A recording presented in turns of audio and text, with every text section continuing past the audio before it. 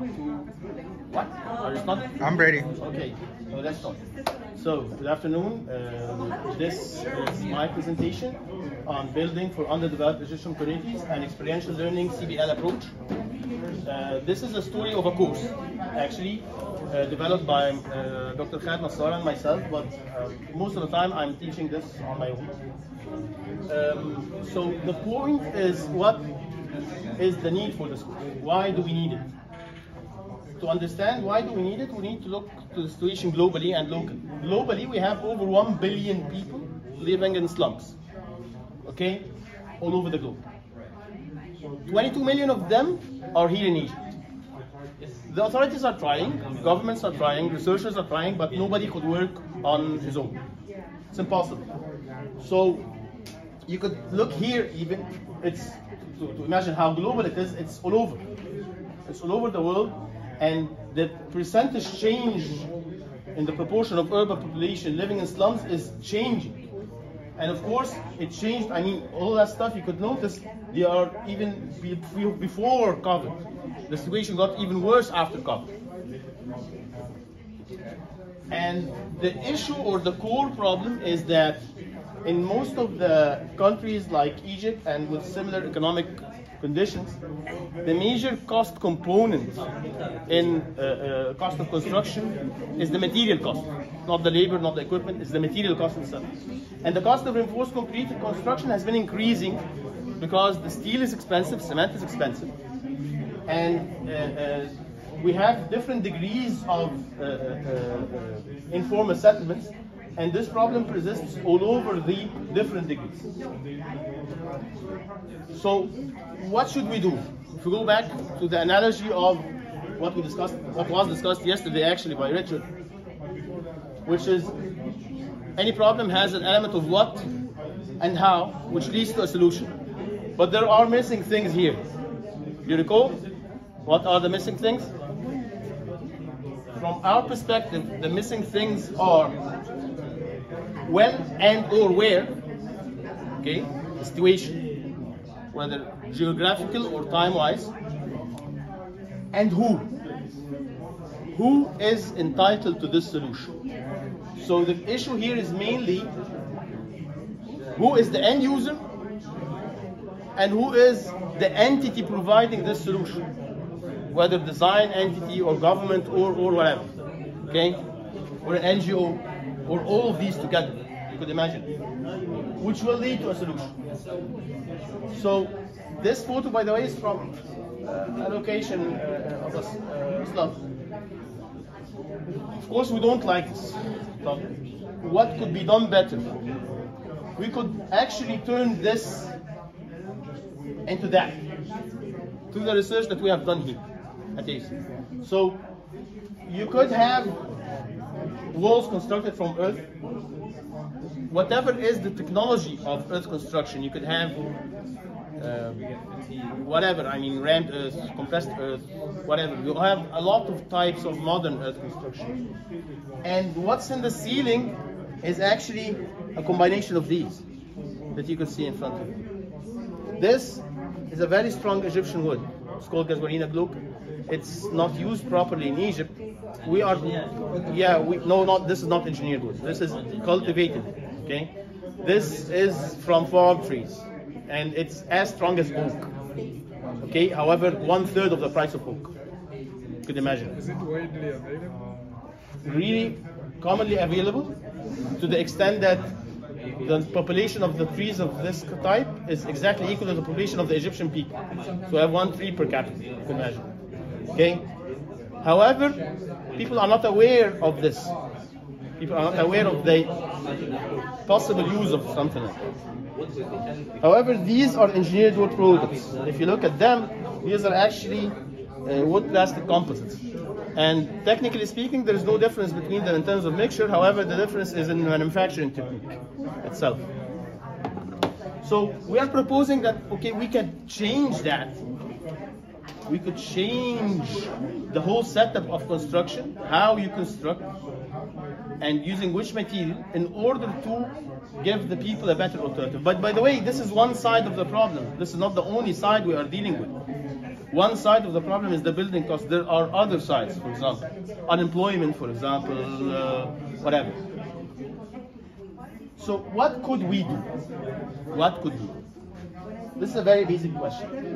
We thought of designing a course to raise awareness within the non-specialized public audience to be aware of different technologies that could be applied, okay, to help the underdeveloped communities in general.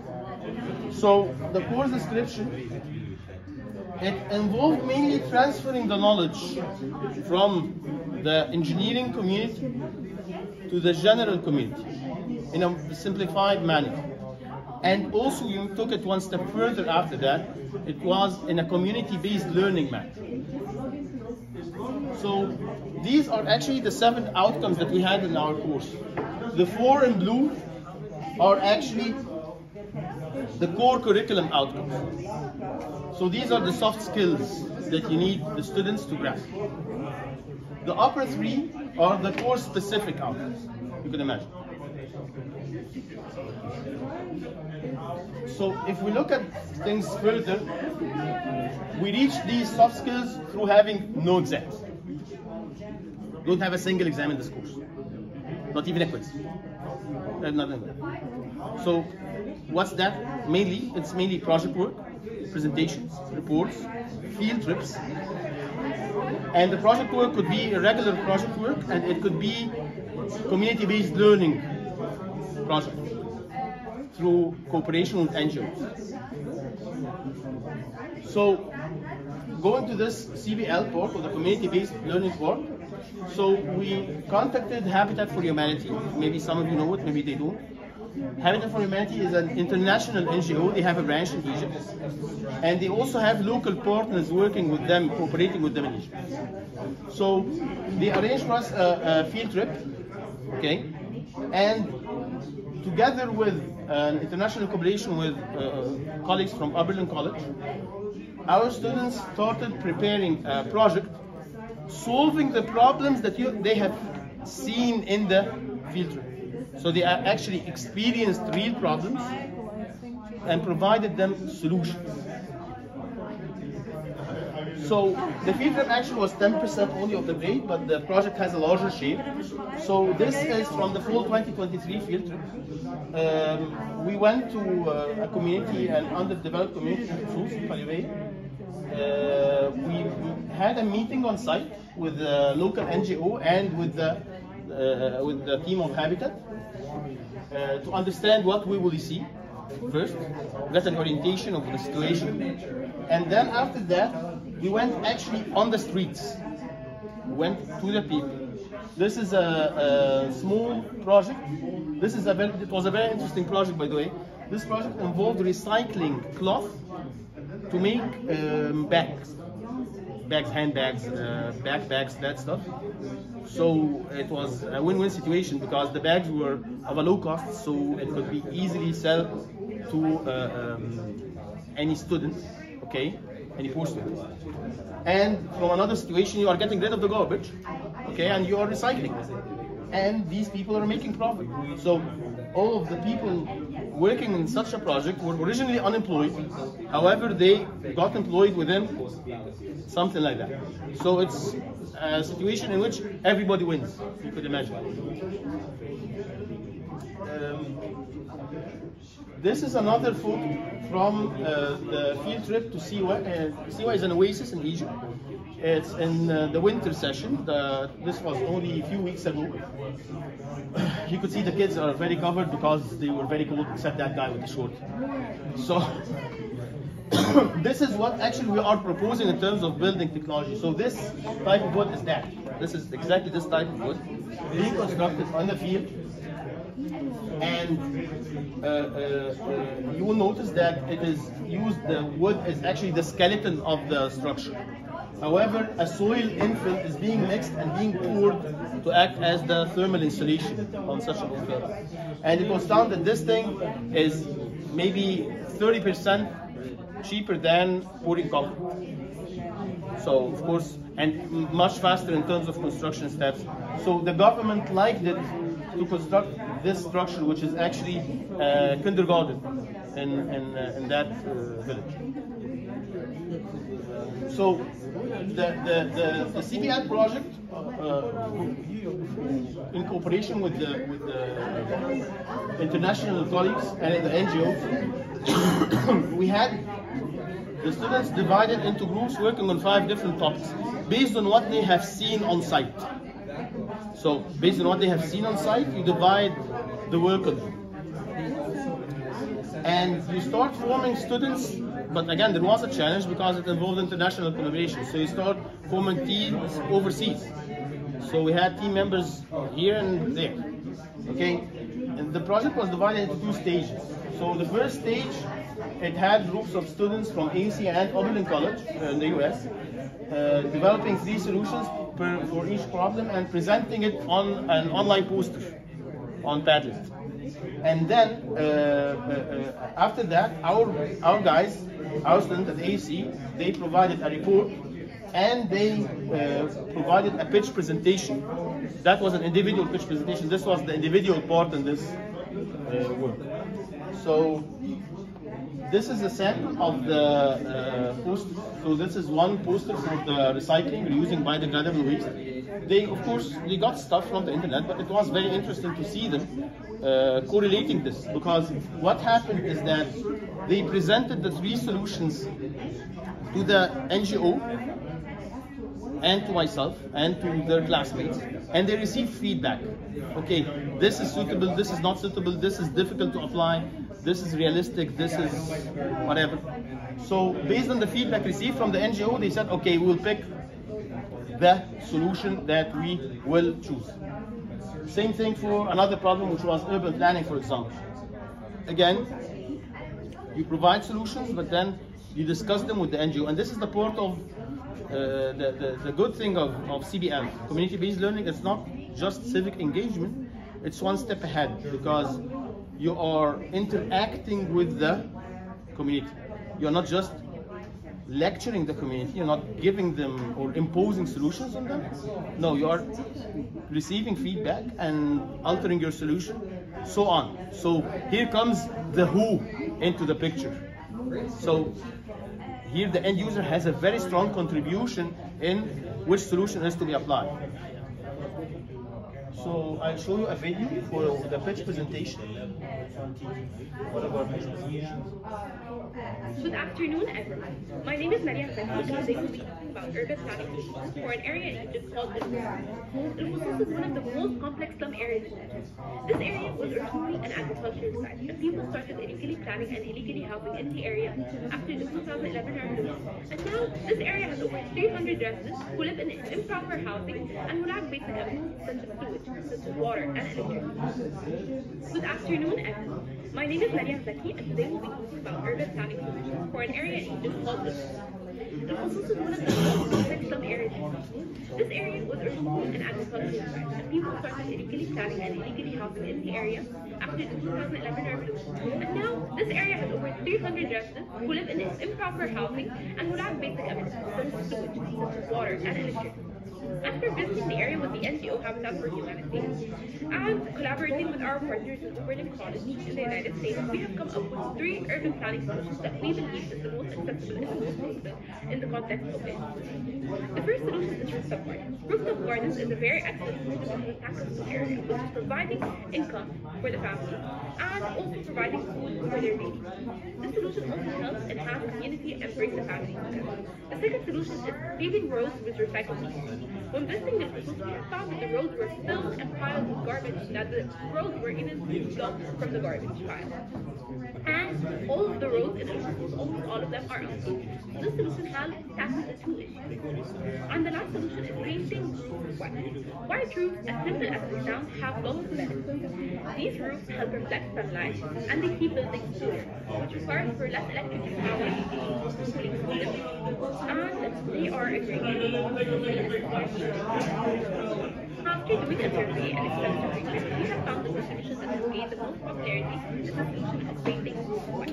People have found that this solution is the most eco-friendly and cost-effective solution out of all three, with 85.7% followed by rooftop gardens, 57.1%, and in the last stage, paving roads with recycled materials with 28.6%. People have found that the most feasible solution is also the solution of paving twice, with 100% in wood, followed by 85.7% for paving streets with recycled materials, and in the last stage, 71.4% for rooftop gardens. Basically, in my opinion, I believe that painting twice is one of the most feasible solutions for this area, because it won't require lots of educating and lots of convincing of the people living in it to accept it, as it's very straightforward and it's very easy. Secondly, this solution, because in an area of Egypt where we have frequent heat waves and it has one of the hottest climates, this is a very good solution and feasible for the area, because it will help cool buildings down, and because people in it are unprivileged and they obviously don't have a cooling system. This is a perfect solution that requires all in all, we hope that our students and that our research would be considered to help improve the livelihood and the life quality of people living in it. And I just think it was a great being a part of something as wonderful and bigger than me and myself. Thank you. Okay, 3 minutes until we switch. So, finally, these are the evaluation comments and jobs from the students. So actually, most of them were positive evaluations in general, and specifically they liked the CBL element. They liked the deal with the NGOs. They liked going to the field trip. They liked that stuff. And it was an experience, a new experience with them, one of its kind, let's say, because for all of them it was the first time to have a community-based learning activity being done in general, and for all of them it was something out of the bubble, you could say, because typically university students are in a bubble that is a little bit separated from the society, and we need to get them out. And this is actually one of the unwritten items in this book, which is to get them out of the book. Thank you, and any questions? This is really good, really practical, and I like it. How many units does the course have? What? The units, number of units, credit units. Number of units or the cost per unit? I don't know Credits. how they call it. The credits. Credit hours. Like hours, for Credit hours for this course? 3 credit hours, as usual. This is a trade-off because in general, this is one of the issues that make people not big fans of CBL, which is that it takes more effort. However, it's the same number of credit hours. But it's mentioned in the transcript. So in the transcript of the student, it is mentioned that there was a community-based learning course that was taken by the student. So this is something that is an asset for the student because it could be included in the CV and that stuff. So it could be something good. So it was first offered in the fall of last year. What? For 2023. Yeah, but that's not the first offering. This is the latest one. That's the one that's the one that involved. That's the one that could say it was the most challenging because it involved both community-based learning and international collaboration. So this was something a very big challenge. So at that time, it was not easy, but it went through. It's a one semester course. Yes, one semester. And what's the background of the students? It's a core course. It's open for anybody and everybody. So it was challenging to transfer this information to actually the general public. They're not engineers even. Okay. They're not engineering students. They don't know anything about it. But it was interesting. Do they even have an undergraduate degree, or it's not necessary? They are undergrads. None of them is a graduate. They are all undergraduates. Oh, they are undergraduate Undergraduates. students in this Undergraduate university. students, yes. Okay. Yes. It's great. very good course.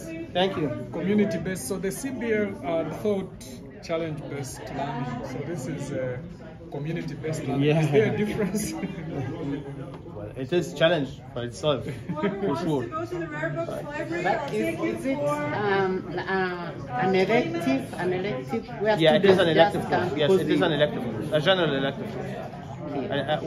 One of a group of courses that the students should choose from. Yes. Okay.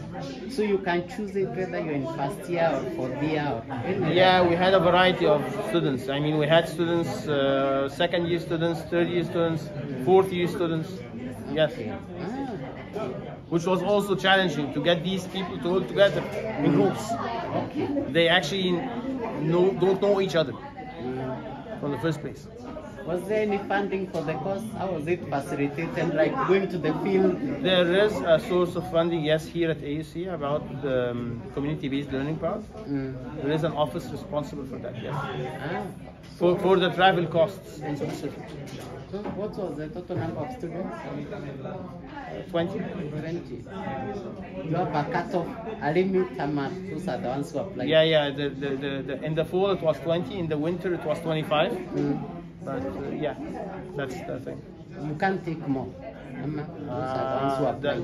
There is an issue because there is an issue of transportation. So if you take more, you take more transportation. So this is So it's first come, or how do you first select? come first serve. Yeah, I don't select. First come first serve in registration. That's how it works. Ah, okay, that's good. Thank It's you. a good program. Thank you. Okay. Thank you. Thank you.